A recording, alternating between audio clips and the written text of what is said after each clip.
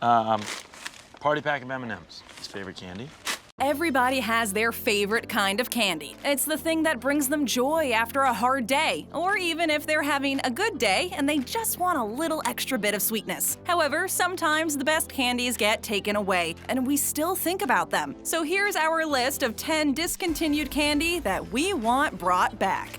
I'm taking it back, you watch. Wonder Ball. Well, there's no beating my balls. Any kid who came of age in the early 2000s probably remembers the commercials for these very strange chocolate balls filled with candy. Oh, I wonder what's in a Wonder Ball? Well, the answer to that question is some extra candy, because a chocolate shell was never really enough, was it? As well as a prize for all the hard work of consuming excess amounts of sugar and artificial coloring. What was this prize exactly? Usually, it was something only nominally entertaining to a child. It's hand-painted wooden ball in a cup. It could be a sticker or maybe a temporary tattoo of your favorite cartoon character. Definitely nothing to write home about. Still, the prospect of getting any sort of non-candy item inside of candy was tempting enough to make these treats relatively popular with young people. After all, that's the reason why Kinder Surprise eggs are still a surefire hit any time of the year. Unless you're in the United States, where they're still banned. Unfortunately, while Kinder had figured out the best way to keep its toy prizes safely contained inside of a plastic capsule, those toys, by the way, were far superior to the disappointing and ultimately unmemorable items hiding inside of a Wonder Ball, Nestle couldn't quite pull it off. Wonder Balls were taken off of the market after being deemed a choking hazard. Yet even despite the disappointing prizes and forgettable candy treats waiting inside of the ball, we still get all nostalgic whenever we think of them. Can I touch your balls? Triple Power Push Pop. That is kind of a tongue twister. Sometimes it's too hard to decide on just one flavor of candy. That seems like an odd thing to say, considering that a lot of candy tastes pretty much the same as anything else. After all, who can tell the difference between red and blue candy, right? Here's an interesting fact about the blue raspberry flavor, as a bonus. The reason that raspberry is often blue is so that it can stand out from the other red flavors, like strawberry and cherry. That totally answers my question!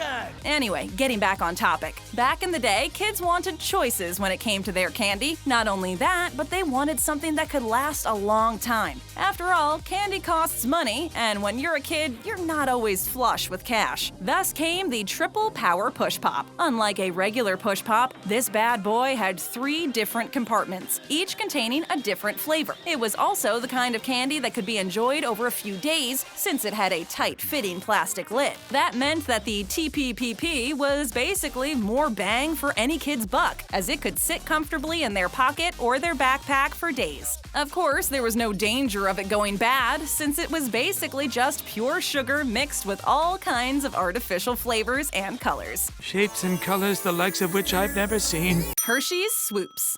I know, right? Pringles are most recognizable by their signature shape. As soon as anyone spies one of those swoopy, almost aerodynamic potato chips, they can be assured that it definitely came out of a can, and probably tastes only slightly less appealing than a regular potato chip. Sadly, I'll never know the joy of tasting any.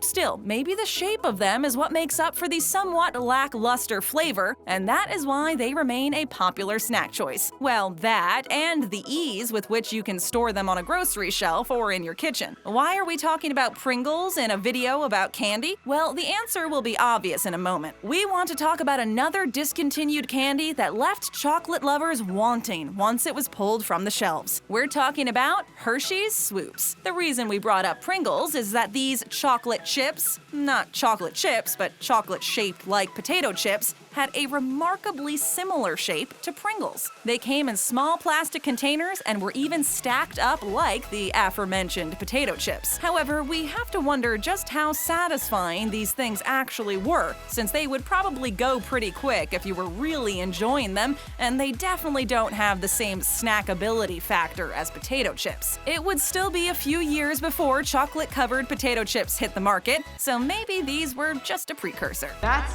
just the beginning. Altoids Sour. 2 Altoids? No, I wish. Any connoisseur of mints knows that Altoids are pretty much the champagne of breath fresheners. Then again, maybe they're more akin to something stronger. The 12-year-old scotch of breath fresheners, maybe. Either way, there's really not any other kind of mint that holds a candle to the curiously strong Altoids, which come in their own little metal tin, a nostalgic bit of candy storage that still exists even to this day. Sure, Altoids aren't for everyone, but there is no denying that they are the kind of mint that really leaves an impression. So where do you go after making what is essentially the strongest and most perfect mint on the market? Mint Berry Crunch! Well, the next step, obviously, would be to expand into fruit-flavored candy territory. And if you can't make that kind of candy minty, how do you challenge your customers in a new way? The good people at Altoids figured that if you can't make a fruity candy minty, then why not venture into sour territory? Altoids Sour gave Altoids fans a whole new flavor experience, asking them just how much sour flavor they could handle in one candy. Of course, Warheads, a candy that prides itself on being far too sour for regular human consumption, has been on the market for many years, but Altoids Sour had slightly more class. However, they did not last, as people preferred the traditional mints over sour candy. My mouth tastes so bad all of a sudden. Jumbo Nerds. One of the main appeals of Nerds candy is the size. After all, it's more fun to just dump a whole bunch of them into your hand and toss them back than it is to eat one at a time. Nerds, of course, came in boxes with 2 flavors, one on each side. The more ambitious Nerds eaters would open both sides at once and simply dump the tiny, tangy candies into their mouth, getting a nice flavor combination that was like something new in itself. However, Wonka has been experimenting with ways to make Nerds different for years. They have made multicolored flavors, strange combinations, and even a gummy rope covered in Nerds called, appropriately, Nerds Rope. Hey, grab the rope! Grab the rope! One idea that never quite stuck, though, was Jumbo Nerds. These nerds were far bigger than their tiny predecessors, and while it seemed like the obvious choice for candy advancement, bigger is better, right? The idea never really stuck. It could have been because people preferred the little nerds, or it could have been that the tangy flavor and crunchy texture just didn't work as well when it was scaled up. We may never really know why candy lovers seem to reject this idea, but the simple fact is that Jumbo Nerds were just not meant to last. But then again, all good things must come to an end. Hershey's S'mores Bar. Well, there's something you don't see every day. S'mores are a treat that you never really get to eat in any situations outside of a campfire, are they? After all, no one is making s'mores in their kitchen, and if they are, then they are truly ambitious dessert lovers. And it's not like you can walk into a store and buy a pre-made s'more. That is, until Hershey's came up with an idea for a candy bar that could replicate, or almost replicate anyway, the flavor of that campfire treat. The Hershey's S'mores Bar wasn't a terrible idea, at least in theory. Interesting theory.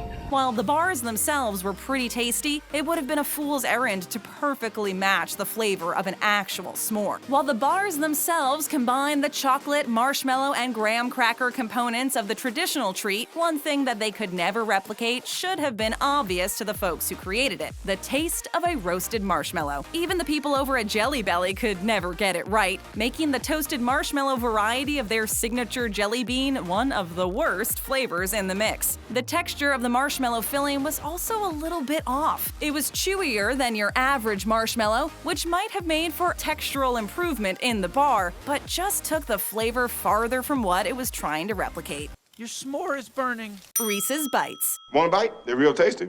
What we want to focus on is Reese's Bites, a variation of the famous peanut butter and chocolate combination that came about in the early 2000s. Now, to be fair, there were other versions of Bites on the market, but let's face it, none of them could hold a candle to these little balls of flavor. Reese's Bites were basically just what they sound like: a peanut butter cup molded into a ball form. What made these things so special was that unlike a peanut butter cup, you could pop one in your mouth and let the chocolate melt away into the peanut butter center, creating a truly delicious flavor experience. And we're doing something that will go down in history. Plus, they came in big bags rather than a sleeve of 3, so you always felt like you were getting more bang for your buck. Unfortunately, all of the bites were eventually taken off of the shelves, and those who loved the Reese's Bites seemed to be hit the hardest. Sure, the other bites were good in their own ways, but they just couldn't hold a candle. And while you can buy a big bag of mini Reese's cups, it's just not the same at all. But different. But still same. Butterfinger BBs. I was in a commercial?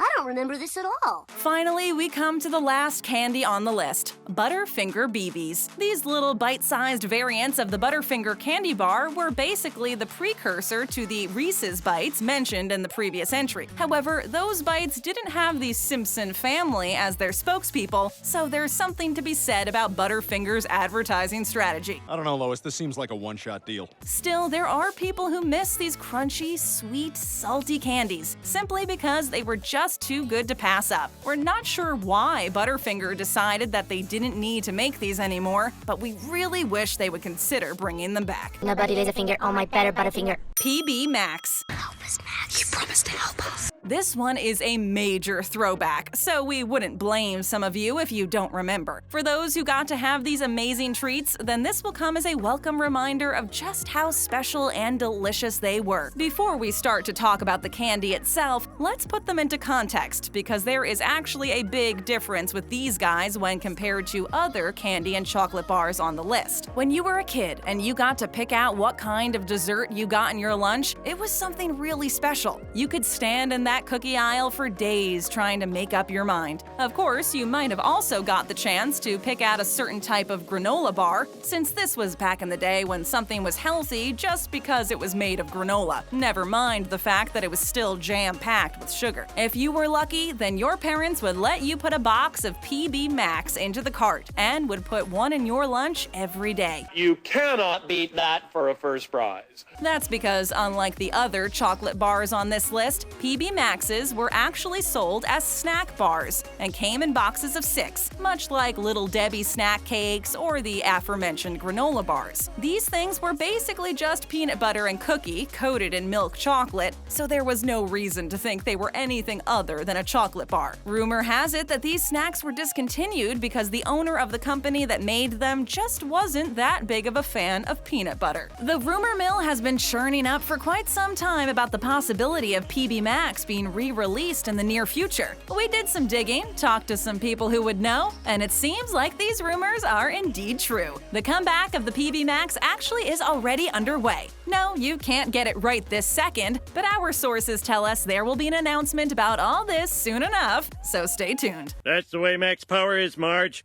Decisive. Tart and Tinies. Tell him Tiny Rick will be here. To end things off on a more positive note, we've got more good news about this one too. Tart and Tinies. These little, colorful chunks of candy came from Wonka, and they were really pretty delicious. First, you had the more straightforward sweetness of the shell on the outside of each piece, but inside was a more sour and tart candy filling.